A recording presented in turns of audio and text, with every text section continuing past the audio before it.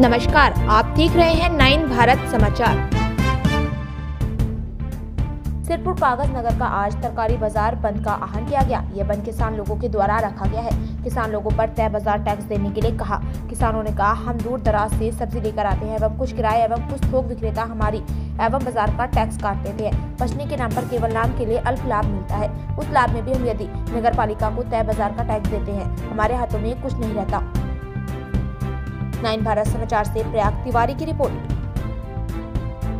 Cutting లేదు కదా క్లియర్గా చెప్పు రెడీ ఈరోజు కాకినాడ మార్కెట్ మన రైతులందరూ కలిసి పనిచేయడం జరిగింది.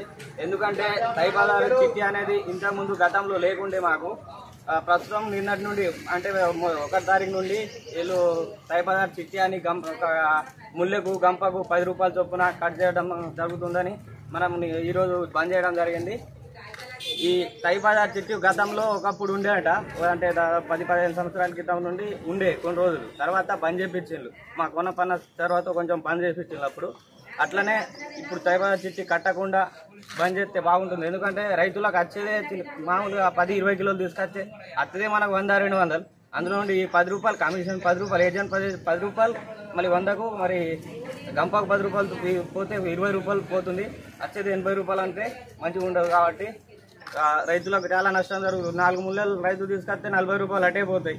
ఆ 40 రూపాయలన్నా రైతులకు మిగులుతాయి. కాబట్టి తైబాదార్ చిట్టి బంద్ చేసి మన రైతులకు అందరికీ సహకరించాలని కోరుతున్నాం. ఇది పెట్టింది ఇంతకుముందు టై బజార్ లేకుండే, ఇప్పుడు టై బజార్ పెట్టే వరకు మనకు మొత్తం గంపకు 20 రూపాయలు కటింగ్ తోటి పెడుతున్నాడు. ఆ గంపకు వచ్చేదే 100 రూపాయలు.